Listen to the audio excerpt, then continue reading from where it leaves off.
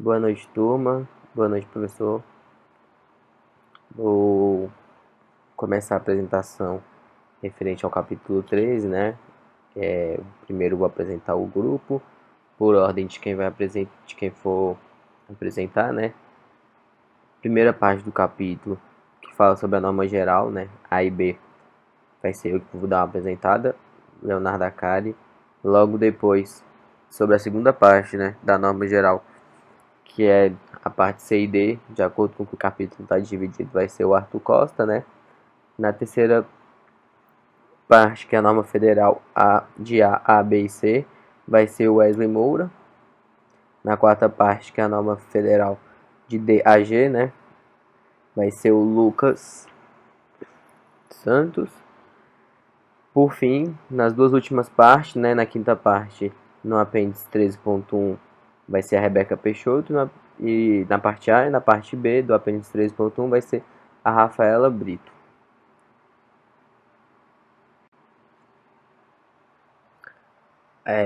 Vou começar falando da norma geral, né?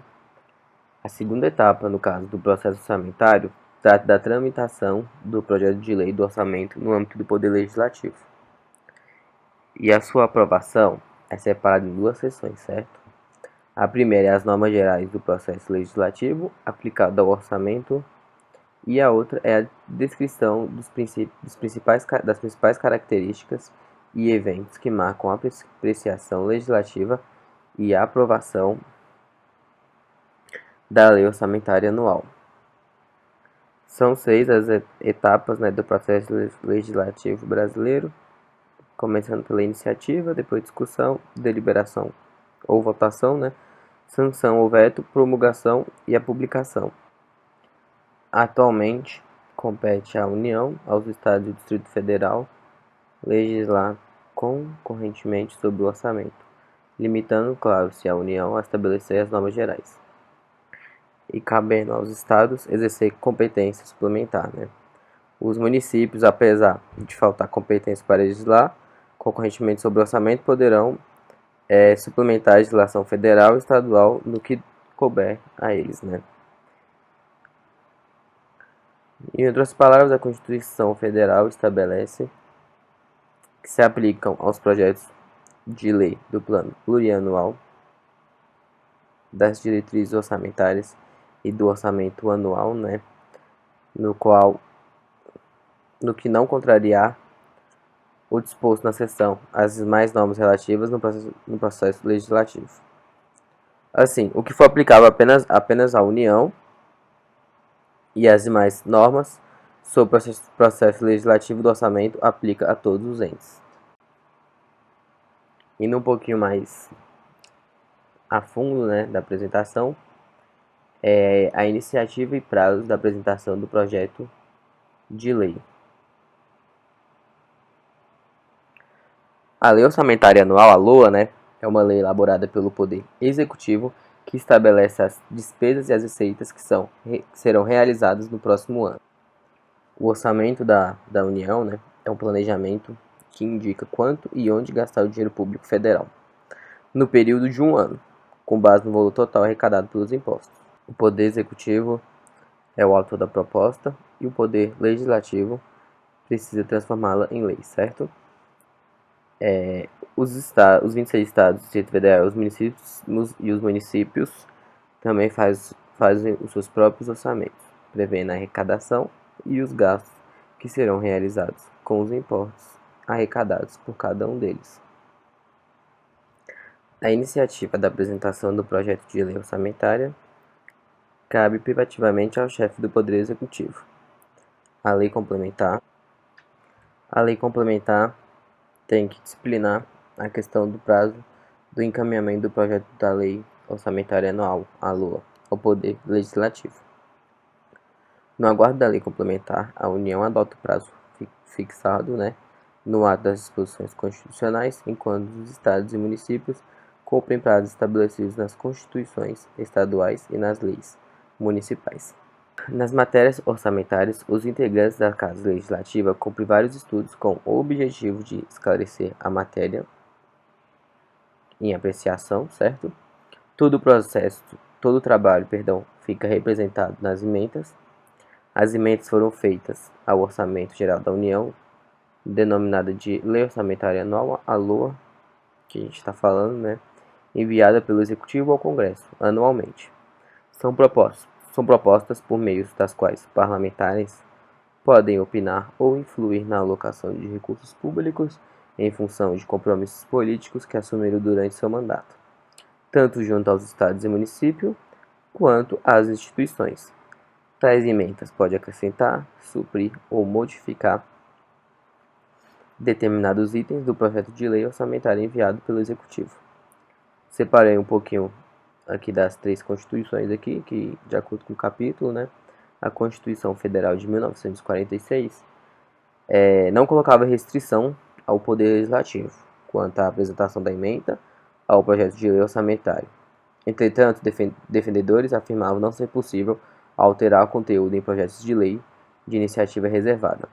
Muitas discussões aconteceram até que a lei número 4.320, né, disciplinou que não serão permitidas, emendas ao projeto de orçamento que visem alterar a dotação solicitada para as despesas de custeio, conceder dotação para início de obra cujo projeto não esteja aprovado pelos órgãos competentes, conceder dotação para instalação ou funcionamento, né, de serviço que não esteja anteriormente criado, conceder dotação superior aos quantitativos previamente fixado em resolução do Poder Legislativo para concessão de auxílios e subvenções.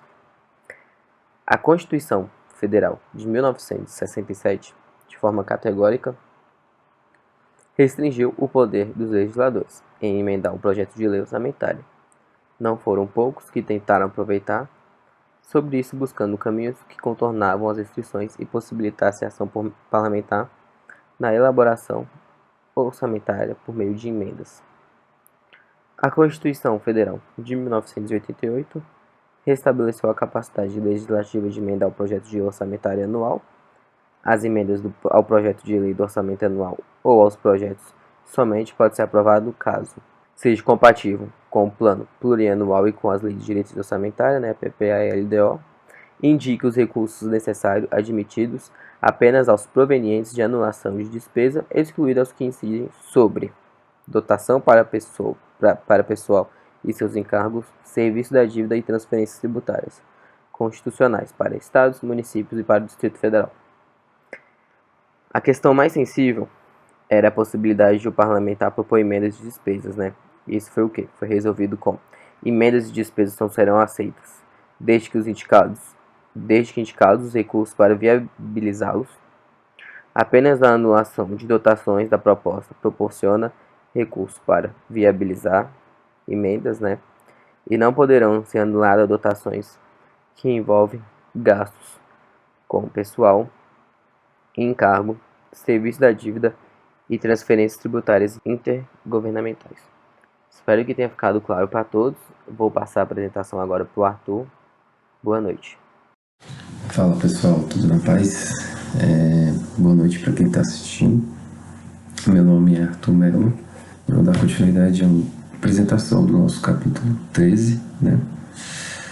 E o Akari já falou um pouco sobre a norma geral, que inclui a iniciativa e o prazo da apresentação do projeto de lei e as emendas.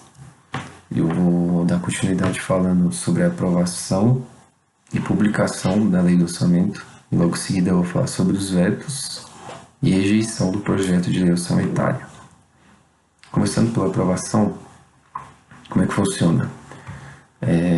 Então, aprovado em comissão própria, o relatório proposto traz um substitutivo ao projeto de lei orçamentária encaminhado pelo Poder Executivo, né? E esse substitutivo é resultado da fusão do projeto de lei com as emendas aprovadas, que será então discutido e votado pelo plenário da Casa Legislativa, né? Pelos deputados e senadores. Então, como ocorre com as demais leis, a aprovação do orçamento é formalizada por meio dos seguintes atos: decretação pelo Poder Legislativo, né, sanção pelo chefe do Poder Executivo e promulgação por um outro poder. Então, o que seria a decretação pelo Poder Legislativo, né? A decretação revela toda decisão ou resolução tomada por uma pessoa ou por uma instituição, né? E em seguida é encaminhado para sanção pelo chefe do Poder Executivo, que seria representar a concordância do chefe do Poder Executivo com os termos da lei decretada pelo Legislativo. E por último, a promulgação é indispensável ao início da exigibilidade, né, das regras e princípios que estão contidos no relatório. E é a própria divulgação ou a publicação do texto legal de modo solene, né? E a publicação oficial é uma exigência da executoriedade do ato que tenha que produzir efeitos externos. Os meios de divulgação das leis e dos demais atos formais são os diários oficiais, né? Então, é obrigatório a publicação do diário oficial, né, do projeto de lei orçamentária. Agora eu vou falar sobre os vetos, né, do projeto de lei orçamentária, como é que eles funcionam.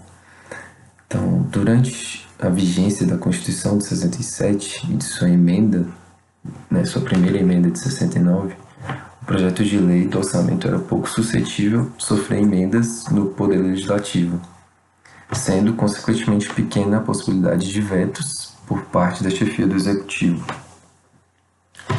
Não sei se vocês lembram mais a Constituição de 67 e essa emenda aqui, né, principalmente a emenda de 69, foi bem quando os militares tomaram o poder, né? Então, era um governo autoritário, né? Então o legislativo tinha pouca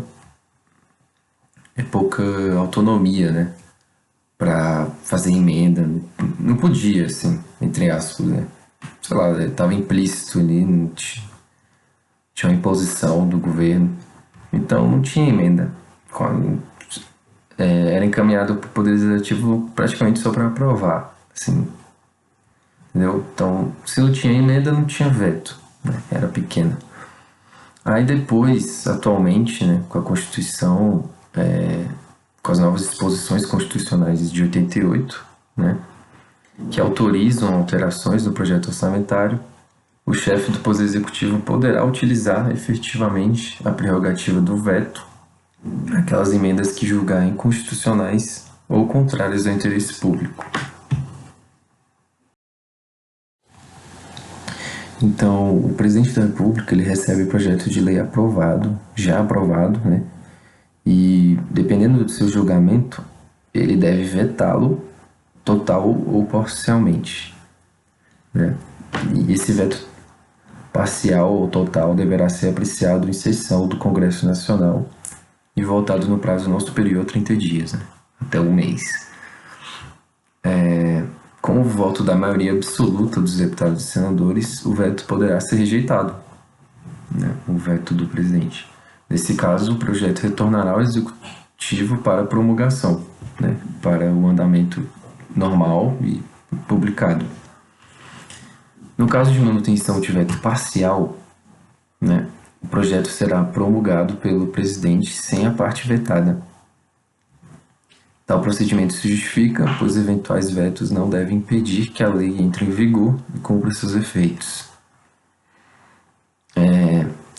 Tratando-se especificamente da lei orçamentária, justifica-se a imediata promulgação da lei em face aos prazos pequenos existentes entre a votação da matéria e o início do exercício, né? O início do exercício na qual o projeto de lei se refere, né? Eu vou falar mais disso, né, adiante, porque é importante, né? Essa questão do início do exercício, tá bom? Então, podem ficar tranquilos. Agora eu vou falar sobre a rejeição do projeto de lei orçamentária, né? Que é uma medida bem drástica. Hoje em dia, quase a probabilidade é ínfima, assim, muito pouco provável de se rejeitar um projeto de lei inteiro, e porque é muito inviável, né? Então vamos lá. De acordo com a Constituição de 46, se o orçamento não tivesse sido enviado à sanção até 30 de novembro, prorrogar-se-á para o exercício seguinte o que estiver em vigor, né? Então aí surgiram várias dúvidas, né, com essa Constituição de 46, o que estava escrito, né? Se o orçamento representa a programação de trabalho do governo, como é possível que seja o mesmo prorrogado? Né? Teria sentido executar o mesmo projeto duas vezes? Não, né? Porque prorrogar tal tipo de orçamento pelos transtornos consequentes não deveria acontecer, mas era algo possível e lógico na época, né? Então, nos últimos anos da vigência da Constituição de 46, quando já existiam orçamentos mais elaborados, passou a ser problemática a observância do dispositivo prorrogacionista, né? A questão da prorrogação. Posteriormente, com a emenda constitucional número 1 de 69, surgiu outro problema, né? Resolveu, entre aspas, o problema anterior, mas acabou surgindo um problema mais grave, né?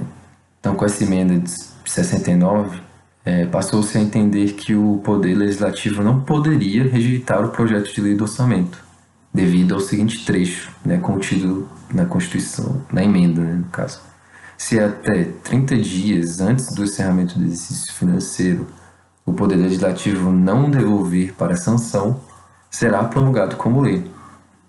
Então, esse trecho, né, retirado especificamente da emenda, deu a entender na época que o Legislativo não poderia, né, sugerir alterações através de emendas. Qualquer projeto que viesse para eles teria que passar, né? Novamente lembrando que foi bem na época que os militares tomaram o poder, né? Essa emenda aqui deu início a isso. Então isso gerou uma grande revolta, né? E iniciou-se uma discussão entre os analistas, né? Dentre eles o José Afonso da Silva, um grande analista, defendia a possibilidade da rejeição, né? Porque, em sua opinião, seria um absurdo submeter um projeto de lei ao legislativo para apenas e obrigatoriamente ser aprovado, especialmente tendo em vista que praticamente não pode emendá-lo, conforme já vimos, né? Então, realmente, já tinha comentado sobre isso anteriormente, que a probabilidade de vetos era pequena antigamente no caso, por conta que não tinha emenda. O Poder Legislativo não podia criar emenda, então tinha muitos vetos, né? Então, vamos seguir adiante. Agora, a partir da Constituição de 88 até os dias atuais, o tema da rejeição do projeto de lei orçamentária assumiu novos contornos, né? Tais como o projeto de lei orçamentária da União será encaminhado até 4 meses antes do encerramento do exercício financeiro e devolvido para a sanção até o encerramento da sessão legislativa. E os recursos que, em decorrência de veto, emenda ou rejeição do projeto de lei orçamentária anual ficarem sem despesas correspondentes, poderão ser utilizados, conforme o caso, mediante créditos especiais ou suplementares, com prévia e específica autorização legislativa. Então, né, a Constituição de 88 trouxe essas várias alterações, né, mas as que interessam aqui são essas duas. E vamos seguir adiante, porque o tempo já está curto. Então, ao fixar prazo para a devolução do projeto de lei, né, como a gente viu, né, a Constituição de 88 trouxe alterações, né, e dentre elas, o projeto de lei deveria ser devolvido para a sanção até o encerramento da sessão legislativa. Então, ao fixar esse prazo para a devolução, conclui-se que é da própria natureza do orçamento que sua elaboração e aprovação se deem previamente ao exercício ao qual se refere, né? Qualquer retardamento colocará em risco esse objetivo. Então, é a natureza do orçamento que ele seja aprovado, né? Elaborado e aprovado antes do seu exercício, né, ao que se refere no caso. O que está escrito aqui é bem importante, né? E apesar de estar prevista na Constituição, a possibilidade da rejeição do projeto de lei orçamentária trará certamente graves consequências, em face da inexistência de tempo hábil para que o novo projeto de lei possa ser apresentado pelo Poder Executivo e apreciado pelo Poder Legislativo.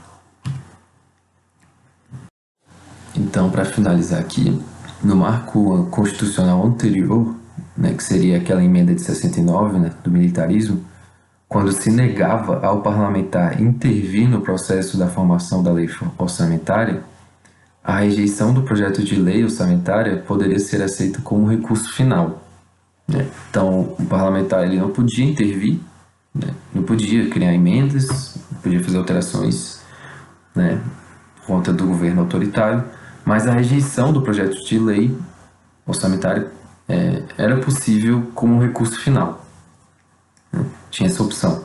Mas atualmente inexistem razões para a rejeição pura e simples do projeto de lei orçamentária, pois o parlamentar tem ilimitado espaço para propor e aprovar a correção de erros e de omissões eventualmente identificados no projeto de lei, né? Ou seja, independentemente de suas falhas, qualquer proposta orçamentária poderá ser corrigida e aperfeiçoada, né? Não se justificando a rejeição, né? Então é isso. Essa foi a minha apresentação. Agora eu vou passar a palavra aí pro grande Wesley Moura Basílio, né? E é isso. Obrigado. Até a próxima. Boa noite, professor. Boa noite a todos. Então, logo após essa explanação do meu grupo a respeito do PELOA, eu ainda vou continuar abordando esse tema, mas agora a questão vai ser a norma federal, né, qual é a base do PELOA, e da tramitação desse processo, né, porque o PELOA é o projeto e até ele se tornar lei, existe todo um trâmite, existe todo um processo e eu vou tentar abordar essas duas questões, tá bom? Então vamos lá. A norma federal. O PELOA ele tem como base a Constituição Federal, lá no artigo 65, e na Lei de Responsabilidade Fiscal. No inciso 3, a gente tem a delimitação, na qual as leis de iniciativa do Poder Executivo estabelecerão o plano plurianual, né, que já foi tratado aqui na nossa sala de aula, a Lei de Diretriz Orçamentária, que é a LDO, e no nosso tema aqui, que vai ser esse inciso 3, que trata do LOA. No artigo 65, no seu parágrafo 5º, ele determina que a lei orçamentária anual compreenderá o orçamento fiscal. Resumidamente, o orçamento fiscal é todo orçamento que cuida da administração pública direta e indireta. No inciso 2 traz: a lei orçamentária anual compreenderá o orçamento de investimento, que nada mais é do que as empresas que a União é controladora, né? E o orçamento da Seguridade Social, no qual abrange 3 áreas: Previdência Social, da Saúde e da Assistência Social. Esse ano o projeto de lei, o PELOA, já foi enviado pelo Executivo ao Legislativo. Eu vou pegar alguns pontos aqui somente, alguns pontos bem por cima mesmo, para a gente ter uma ideia de como é enviado esse PELOA ao Congresso. No caso, ó, eu vou deixar esse link aqui embaixo do vídeo, e se vocês clicarem nessa parte aqui de apresentação, onde eu deixei destacado aqui, justamente nessa parte vocês vão ter o acesso ao mesmo slide que eu vou estar utilizando, tá? Eu basicamente dei print dos slides, de alguns slides, para debater aqui com vocês, para trazer essas informações, e dos quais eu achei os mais interessantes. O primeiro que eu trouxe foi esse, no qual eu achei interessante essa estimativa da receita, que no caso aqui está de quase 1,6 trilhão. Né? Basicamente esse é o valor estimado para o próximo ano de obtenção de receita, né? No qual nós pagamos. Eu tirei print também dessa parte dos parâmetros macroeconômicos, porque ele traz uma evolução do PIB, uma projeção do PIB, né? No próximo ano, um crescimento de 3,20% do PIB. Eu também achei interessante também essa questão do INPC, né, que é o Índice Nacional de Preço do Consumidor Amplo. Vai se manter aqui a projeção é de 2,1, no qual esse índice aqui ele é uma das justificativas para o governo manter o salário mínimo abaixo de novo, né, pelo segundo ano consecutivo de um ganho real, certo? Que a previsão do salário mínimo no próximo ano é de 1.067. E a taxa Selic, né, que hoje eu acho que está em 2%. Próximo ano ele continua ainda em 2,3%. Meta fiscal, também um outro ponto que eu achei interessante, foi justamente o resultado primário desses setores aqui, ó, onde o governo central está previsto com um déficit de 234 praticamente, né? Esse é o déficit estimado para o governo central.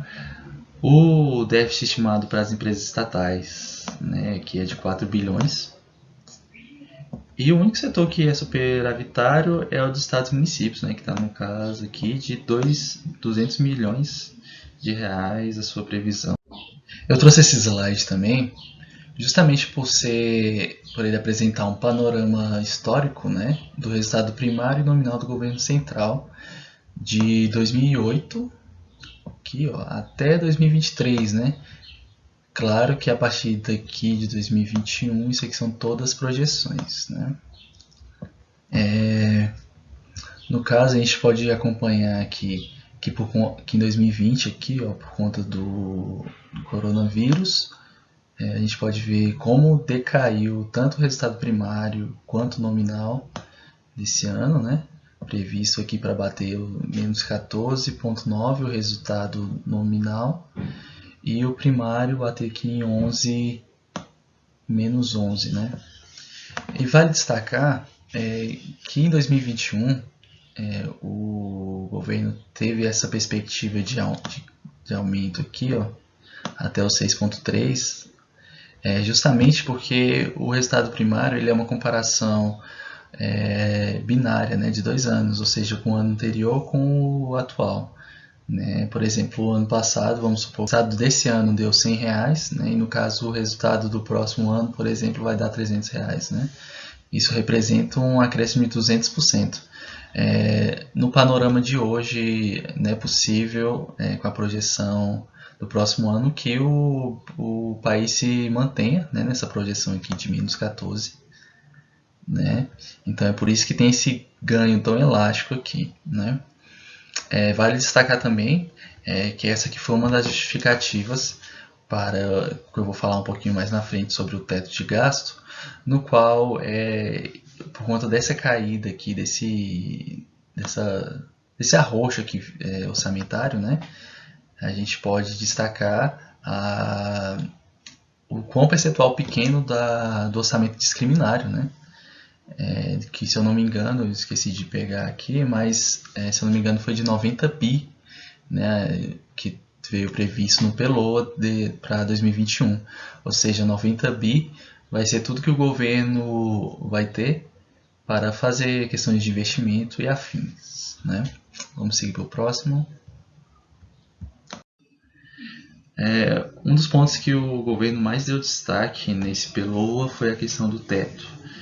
Onde basicamente, se não tiver respeito aos tetos, né, hoje não está porque a gente está em estado de calamidade, né, estado de guerra, se não me engano, o nome específico, o teto aqui de gasto próximo ano é de 1,5 tri praticamente, né, arredondando, onde o Poder Executivo ele vai estar com a maior parte desse valor, né, porque o Poder Executivo é enorme, né, de 1.400. Os demais poderes englobam 64 mil, né? Ou seja, para o Judiciário vai estar destinado 44, Poder Legislativo 12, para o Ministério Público da União 6 e por assim adiante. Então, basicamente, esse foi o PELOA, né, que foi encaminhado ao Congresso. Mas qual é o trâmite, qual a transição que o PELOA vai ocorrer, né, que vai passar, até se transformar em uma lei? Então, basicamente, todos aqueles dados não foi o governo executivo que tirou da sua cabeça, foi basicamente o Ministério do Planejamento, junto com todos os órgãos responsáveis, né? Eles enviam ao Ministério esse planejamento do próximo ano, E aí o Ministério do Planejamento ele é responsável por organizar e enviar a Casa Civil, né? Podemos dizer aqui que é o Poder Executivo. E aí o presidente, que está na Casa Civil, né, que é representado aqui pela Casa Civil, ele tem até dia 31 de agosto para encaminhar ao Congresso Nacional. Né? No Congresso Nacional, o PELOA é encaminhado para uma comissão mista de orçamento, o CMO, e no CMO ele é encaminhado ao Congresso logo após eles fazerem os pedidos de mudança, né, do que tem que ser mudado no PELOA. Logo após é enviado ao plenário do Congresso para votação, e o plenário tem até 22 de dezembro para enviar de volta à Casa Civil, onde o presidente deve basicamente sancionar o pedido e publicar no Diário Oficial. Agora eu vou me aprofundar um pouco das competências do CMO. Tá bom? A composição do CMO. Ele é composto por 40 membros titulares. No caso, são 30 deputados e mais 10 senadores. É por isso que é comissão mista de orçamento. Sempre quando tiver uma comissão mista, quer dizer que é a mistura, né, de deputados com senadores. O CMO ele é repleto por um presidente mais 3 vice-presidentes. O mandato deles é anual. Eles são divididos por áreas temáticas, né, basicamente abertos alguns grupos para discutirem determinadas áreas, como educação, saúde e tudo mais. Os grupos eles têm apoio de 4 comitês, que são eles: o Comitê de Avaliação, Fiscalização e Controle da Execução Orçamentária, o Comitê de Avaliação da Receita, o Comitê de Avaliação das Informações sobre Obras e Serviços com indícios de irregularidades graves, e o quarto, que é o Comitê de Exames da Admissibilidade de Emendas. Ou seja, basicamente esses comitês eles têm a competência de ajudar justamente na apuração de dados, na apuração de resultados que o PELOA estava estimando. Esse ano a gente está em um momento extraordinário, né? Tanto é que a gente ainda não tem a formação do CMO definida.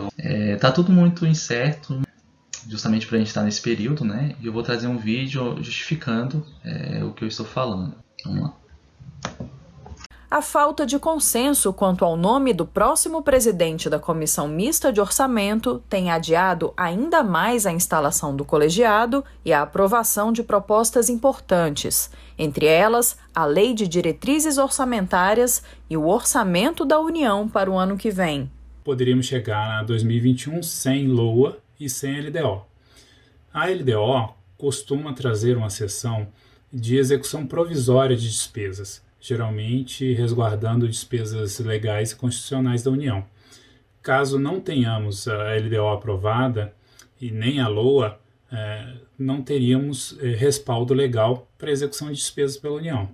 Isso ocorrendo, o Executivo poderia recorrer a créditos extraordinários para execução de despesas básicas e urgentes da administração. O presidente da Câmara afirmou esta semana que o acordo feito no início do ano em torno de um nome para o comando do colegiado acabou sendo desfeito e que não vale a pena instalar a CMO agora. As propostas devem ir direto ao plenário do Congresso. Se o acordo foi desfeito, faz parte do processo, mas também inviabiliza, do meu ponto de vista, a necessidade, nesse momento, do seu funcionamento, até porque ela não funciona com uma obstrução sistemática feita. Não funcionou em governo nenhum. Na última semana em que o Senado esteve em esforço concentrado para aprovar escolhas de autoridades, o presidente do Senado também se pronunciou sobre o impasse. A Comissão Mista de Orçamento, ela só funciona por acordo. Então, precisamos ter o entendimento dos deputados e dos senadores em relação aos dirigentes da CMO. Então, ainda estamos buscando e espero que na semana do dia 4 de novembro, 3, 4 e 5, a gente possa ter um desfecho para essa questão da Comissão de Orçamento. Está lá os relatores setoriais e ter esses 35, 40 dias para deliberar lá na Comissão sobre o Orçamento do Brasil. Logo após esse vídeo eu vou tratar agora um pouco das atribuições do CMO. A gente viu o que eles estão passando esse ano aí, mas de fato essa comissão é muito importante, né, justamente porque é ela que examina e emite parecer, né, sobre o projeto de lei orçamentário, sobre o projeto de lei. Eles também têm o compromisso de examinar e emitir parecer, né, sobre os projetos de lei do PPA, da LDO e de créditos adicionais, né? Um exemplo são as medidas provisórias sobre créditos extraordinários, né? Outra atribuição, né? Examinar e emitir parecer sobre os planos de programas nacionais, regionais e setoriais previstos na Constituição Federal. Examinar e emitir parecer sobre as contas apresentadas anualmente pelo Presidente da República, que incluirão, além das suas próprias, as dos presidentes dos órgãos dos poderes legislativo e judiciário e do chefe do Ministério Público. E, por último, né, exercer acompanhamento à fiscalização orçamentária em todo o processo, né? Então, basicamente, são essas atribuições do CMO, e a gente vê quão importante é essa comissão e com o risco, né, que a gente está passando de talvez não ser implementado esse ano. Mas como tudo está indefinido, vamos seguir. Outro ponto agora que a gente pode abordar é sobre os tipos de emendas que o CMO pode divulgar para a votação, né, no plenário do Congresso. No caso, o primeiro tipo de emenda é a emenda de texto, né, no qual essa propõe a alteração do texto de quadros ou tabelas do PELOA, né. Eles também têm o outro tipo de emenda, as emendas que tratam das receitas, né, no qual elas propõem a alteração das estimativas da receita do PELOA. E o terceiro é o da despesa, no qual esse tem a competência de propor, né, acréscimos de valor às dotações ou incluição de novas programações, e também pode cancelar dotações do PELOA, né. Vale destacar também as 3 modalidades da despesa.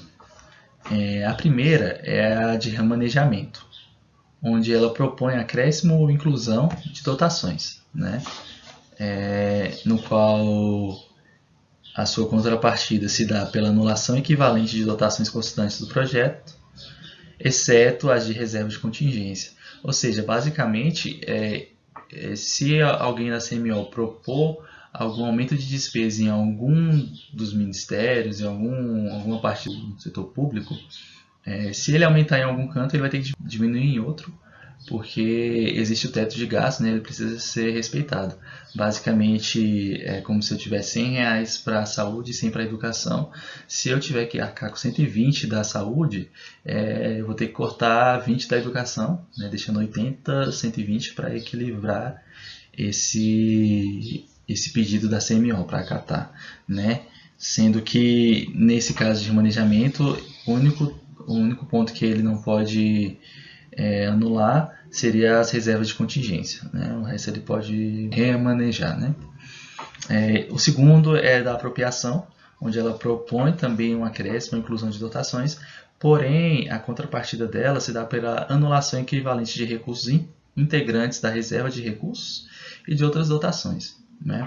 Já o cancelamento, ele se dá unicamente e exclusivamente pelo cancelamento, né? Propõe reduções a dotações. Então eu encerro minha parte e passo para o próximo. Muito obrigado e boa noite. Boa noite, pessoal. Eu sou o Lucas Santos. Eu vou dar aqui prosseguimento à apresentação do nosso seminário sobre o capítulo 13. Vou continuar falando um pouco sobre a norma federal, né, que estava sendo apresentada pelo Wesley, e vou dar início falando sobre relatório e pareceres. Bom, um relatório ele é constituído de histórico, análise e voto, certo? Ele é elaborado por um relator e após votado e aprovado, esse relatório ele pode se transformar em um parecer de subcomissão ou comissão do que o apreciou. Existem alguns pareceres, certo? Que eu vou estar explanando agora para vocês, como o parecer de receita, o parecer preliminar, o setorial e também o parecer final. Vou começar falando aqui sobre o parecer da receita, que ele é elaborado por um relator da Receita, juntamente com um comitê de avaliação de Receita, e ele tem algumas características, como a análise da evolução da arrecadação das receitas e de sua estimativa no projeto, com ênfase na metodologia e nos parâmetros utilizados. Também a avaliação em separado das receitas próprias das entidades da administração indireta, em especial as pertencentes às agências reguladoras.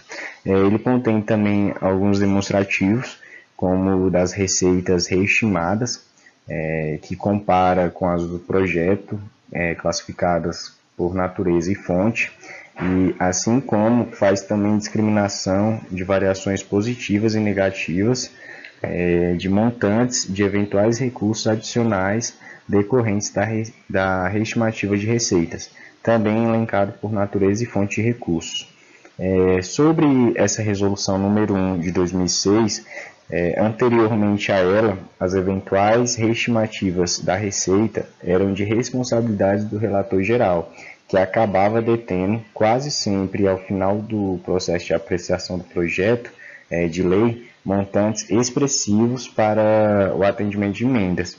Porém, com as novas regras, antes mesmo da apresentação das emendas, serão conhecidos montantes de recursos oriundos das reestimativas de arrecadação, os quais poderão ser distribuídos pelo parecer preliminar entre as diferentes modalidades de emendas. Eu vou falar um pouco sobre o parecer preliminar, que ele é dividido em duas partes, sendo elas cenários e parâmetros econômicos e apresentação e acolhimento das emendas. Aqui nessa primeira parte, o parecer preliminar ele tem um aspecto mais geral, né, trazendo parâmetros econômicos, como informações sobre pressupostos macroeconômicos, né, como taxa de crescimento do PIB, taxa de inflação. Ele também traz anexo de metas fiscais, cenário social. Esse cenário social ele tem como faz parte dele assistência social, né, regime de previdência social, regime próprio de previdência dos servidores civis, previdência também dos militares, das Forças Armadas, fundos de amparo ao trabalhador. Isso eu peguei como base alguns pareceres preliminares de 2019, de 2018, que continha informações sobre essas questões sociais, e também traz questão de saúde e educação. Então ele elenca uma série de fatores, certo? Mas num aspecto geral, não mesmo macroeconômico. Na segunda parte, ele fala sobre a apresentação das emendas. E dentro dessas apresentações, ele estabelece prioridade, metas, certo? As formas de admissão de emendas, assim como os acolhimentos também de emendas e o voto. Então, nessa segunda parte, ele estabelece as orientações que devem ser seguidas nas apresentações das emendas, assim como os parâmetros e critérios a serem obedecidos pelos relatores setoriais e pelo relator geral na apreciação de emendas e na elaboração dos relatórios. Agora eu vou falar um pouco sobre o parecer setorial e logo em seguida o parecer final. No parecer setorial ocorre a apreciação da proposta orçamentária dos órgãos que constituem a área temática, o pronunciamento sobre cada emenda relacionada à área temática, certo? E os relatores setoriais devem debater o projeto nas comissões permanentes antes de apresentar o relatório, podendo ser convidado na oportunidade representantes da sociedade também civil. Na elaboração dos relatórios setoriais, serão observados os limites e créditos fixados no parecer preliminar. O relator deve verificar a compatibilidade do projeto, né, com o plano plurianual, a LDO e a Lei de Responsabilidade Fiscal, também a execução orçamentária recente e os efeitos dos créditos adicionais dos últimos 4 meses, por exemplo. Os critérios utilizados para a distribuição dos recursos e as medidas adotadas quanto às obras e serviços com indícios de irregularidades graves apontadas pelo TCU também devem constar no relatório. Aí que apresentado, discutido e votado em sessão da CMO, o relatório setorial incorporará outras deliberações do plenário e se transformará em parecer setorial. Após a aprovação desses relatórios, é tarefa do relator geral compilar as decisões setoriais em um único documento, chamado relatório geral, que será submetido à própria CMO. O papel do relator geral é verificar a constitucionalidade e legalidade das alocações de recursos e zelar pelo equilíbrio regional da distribuição realizada. E sobre o parecer final, o relator geral irá verificar os relatórios setoriais das áreas temáticas, acompanhado de demonstrações contendo a proposta do Poder Executivo com as alterações determinadas pelas emendas aprovadas, na forma de um substitutivo ao projeto de lei orçamentária. Então, findado essas etapas, aprovado na comissão mista, o parecer final ele será encaminhado para discussão e votação no plenário do Congresso Nacional.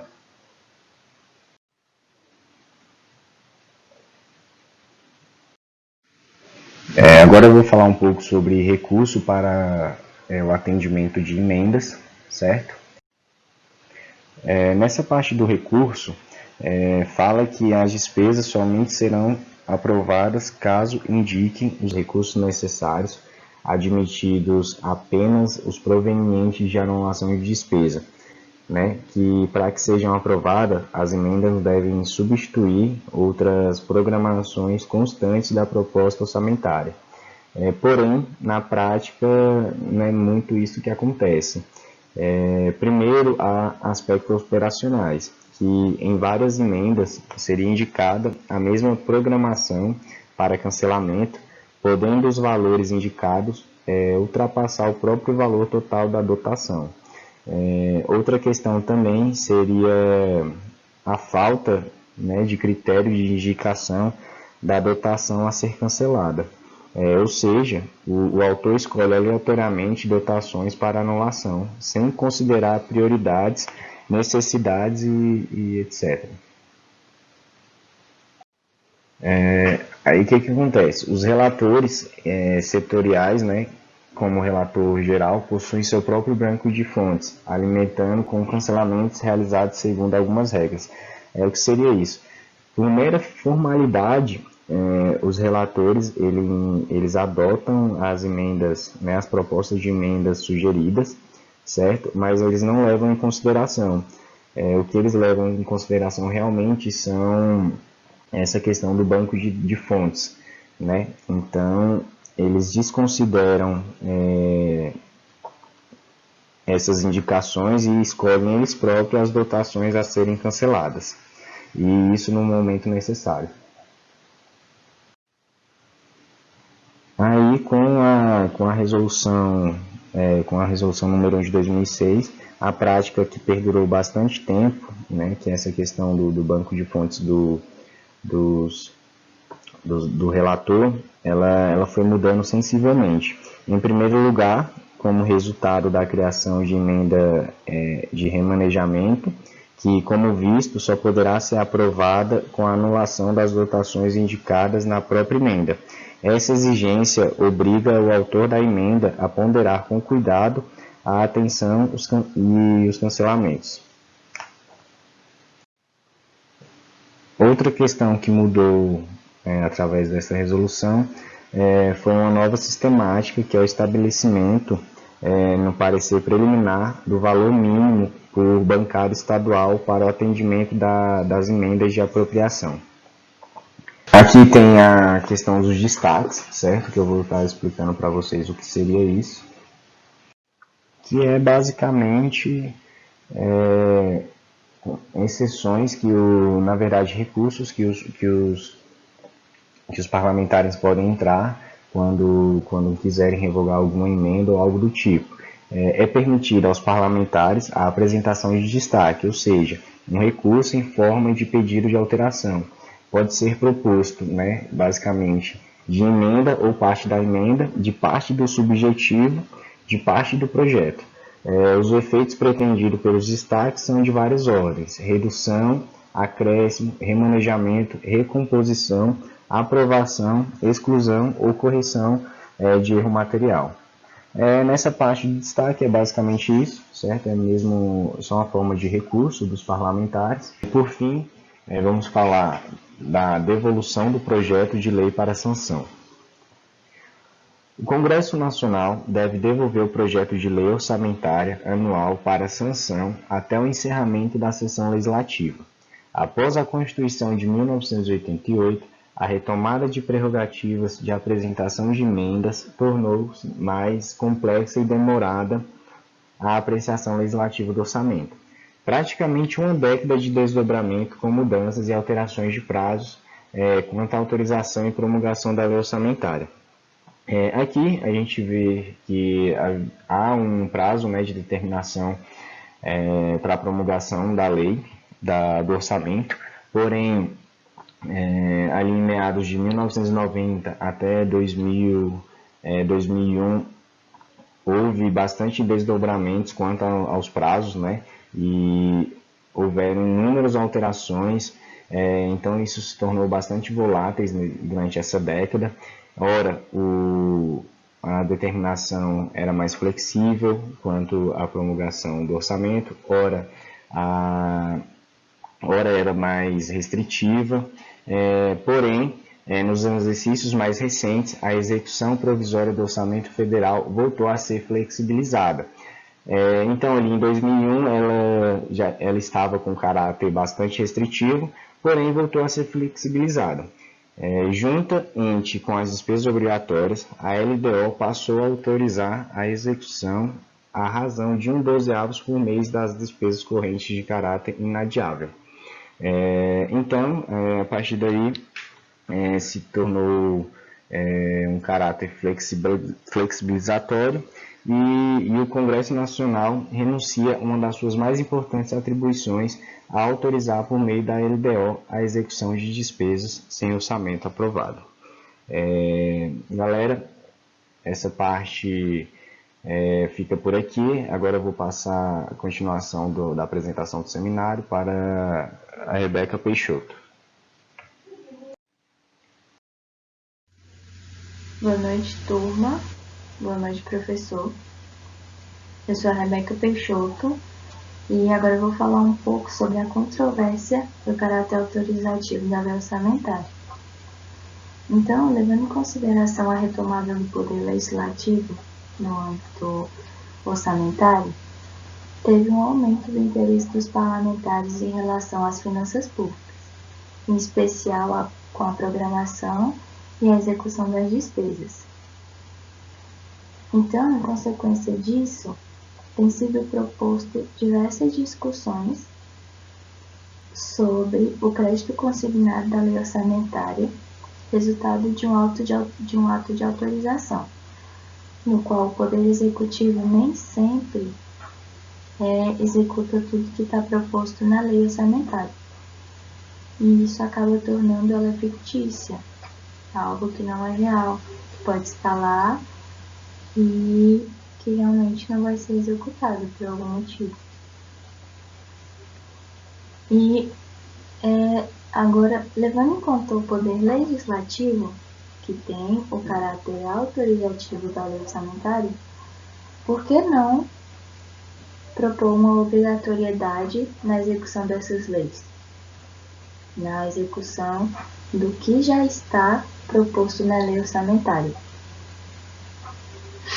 E diante disso, vou falar um pouco sobre as doutrinas. Sobre a doutrina. Vou falar um pouco sobre a doutrina. Tendo como base ainda a função do legislativo, existem duas expressões na Constituição, que é a aprovação e a autorização. E é o legislativo que faz isso. Cabe ao legislativo aprovar a lei orçamentária. Então, ele autoriza a cobrança das receitas e a realização das despesas públicas do orçamento. E essa controvérsia se inicia desde a metade do início do século passado, onde, para Rudolf von Knecht e Paul Abend, a lei orçamentária limita-se a autorizar receitas e realizar despesas, ou seja, realizar a arrecadação de receitas já criadas por outras leis e a realização de despesas para manutenção de serviços que também já foram criadas por outras leis. Então acaba que ele não fundamenta uma obrigação jurídica de obter as receitas ou da realização dos gastos.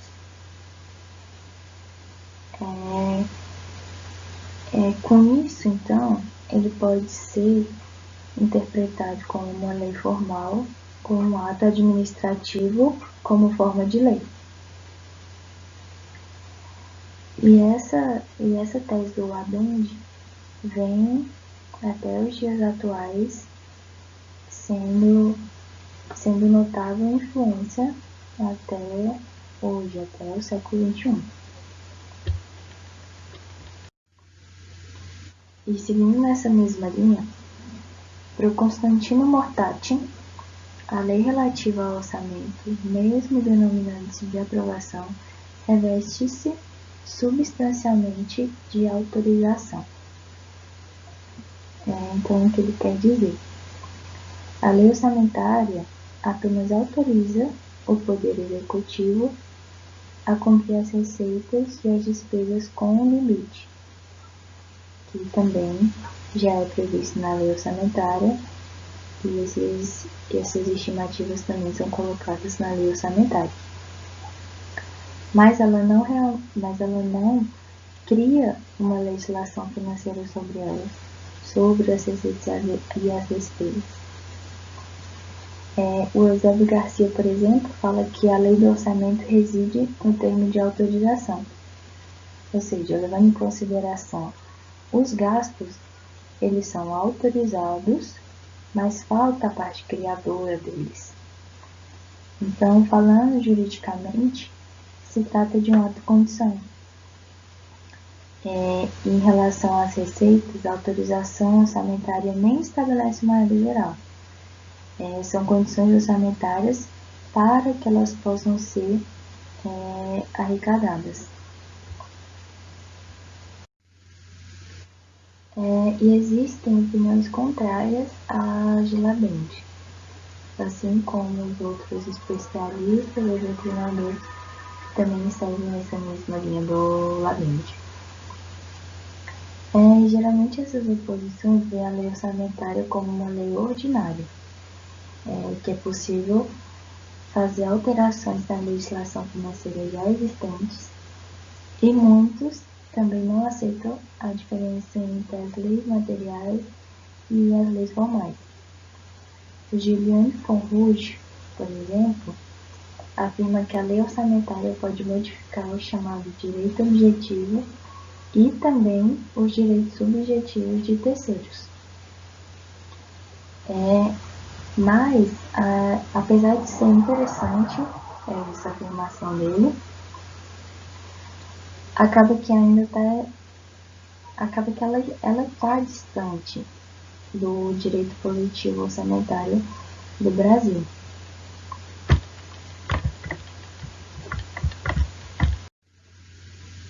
E por fim, vou falar um pouco sobre José Afonso Silva, porque ele faz uma observação muito importante, muito interessante, para assimilar a tese da controvérsia do caráter autorizativo da lei orçamentária.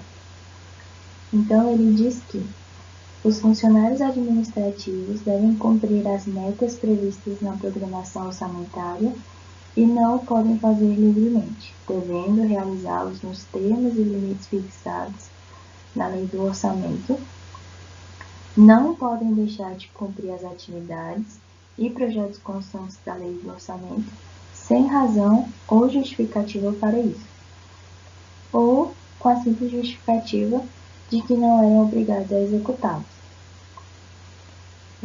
Então é exatamente isso. A lei não dá mais que uma autorização e fica a critério do poder executivo em realmente executá-las ou não. É isso. Falei um pouco sobre a doutrina. Qualquer dúvida, estou à disposição, espero ter ajudado. Estou no Teams, WhatsApp, nas aulas. Qualquer dúvida é só falar comigo. A Rafa vai dar continuidade ao conteúdo. Obrigada. Boa noite, eu me chamo Rafaela e agora eu vou dar prosseguimento ao que a Rebeca acabou de explanar a respeito dessa controvérsia sobre o caráter autorizado da lei orçamentária. E partindo então desse ponto, que é feita uma lei orçamentária no ano anterior, é de se esperar realmente que todos os créditos sejam totalmente realizados e executados? E para responder essa pergunta, o livro traz duas alegações que eu vou apresentar agora para vocês. A primeira alegação é que parte dos créditos autorizados na lei orçamentária não é executada. E para justificar isso, ele fala que os créditos eles se distinguem entre si em relação à obrigatoriedade de realização, em consequência de algumas leis, ou seja, tem créditos que são realmente obrigatórios e outros não, de serem realizados. E aí, continuando nesse pensamento, ali Omar Baleiro identifica dois tipos de despesa, que a gente já conhece, que são as despesas fixas e as despesas variáveis. As despesas fixas são previstas pela Constituição, elas são obrigatoriamente executadas, inclusas no orçamento pelos poderes, como os encargos com o pessoal e com a dívida pública. E as despesas variáveis, elas facultam a ação do executivo até o limite previsto. E são créditos limitativos e não imperativos. E no livro traz uma comparação assim, com a legislação na França, como que funciona lá na França, para caracterizar essa questão aí do rigor crescente da autorização. E lá, eles dividem os créditos em 3 tipos, e são os avaliativos, que são os destinados ao atendimento de encargos com a dívida pública, custas judiciais, incentivos fiscais, e eles podem ser ultrapassados na execução, e eles são mais aquele título indicativo. Os provisionais são destinados às despesas que decorrem de uma lei ou de um regramento, e esse montante não pode ser estimado com precisão, porque o próprio nome já diz, eles são provisionais. Os limitativos são os demais créditos abertos pela lei orçamentária, e esse sim ele é interditado de que ultrapasse os montantes na execução, ou seja, não pode ultrapassar, não tem essa possibilidade nesse tipo de crédito, por isso o nome limitativos. E indo para a próxima justificativa dessa primeira alegação que está em negrito no slide, é que a flexibilidade é própria da natureza de toda programação de trabalho ou plano administrativo.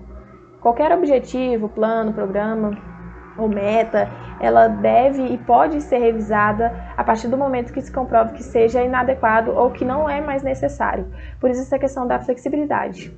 E aí Paul Labende, eu acho que é assim que fala, no livro comenta que essa ideia do governo e o parlamento, tomada com a concordância de ambos, e declarada por meio da lei orçamentária de que um gasto é necessário e oportuno, não implica forçosamente que seja realidade, ou seja, não significa que o fato deles terem concordado, previsto e colocado numa lei, não significa que realmente vai ser executado, não significa que vai ser aquilo que vai acontecer, Eles podem ter coincidido num erro que é inevitável, porque o orçamento se trata de ponderar condições futuras, É uma previsão, é uma coisa incerta. A terceira justificativa para essa alegação é que a ocorrência de situações que impedem o início ou atrasam o prosseguimento e a conclusão de obras e serviços.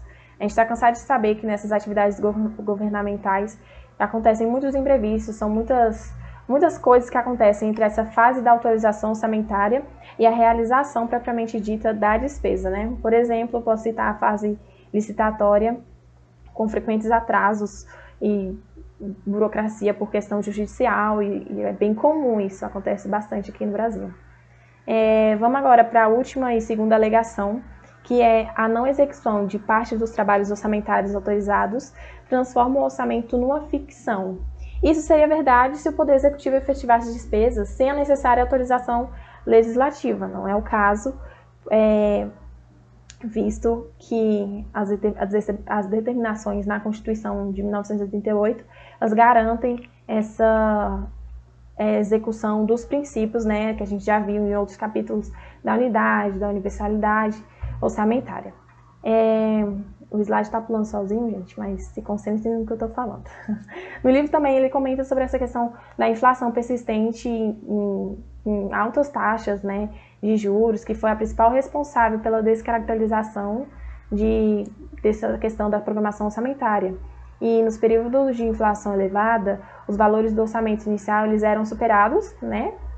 Bateu a inflação, o orçamento inicial ficava lá embaixo, lá para trás, porque não era uma coisa que estava prevista, com necessidade de alteração, de retificação, e aí fazia várias alterações nessa programação que estava inicialmente prevista.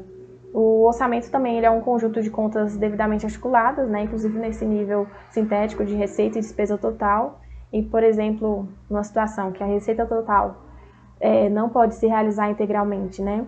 Caso não recomendável o endividamento, eles vão cogitar o cancelamento de crédito de despesa. E por fim, meu livro traz 2 sugestões para encerrar esse assunto.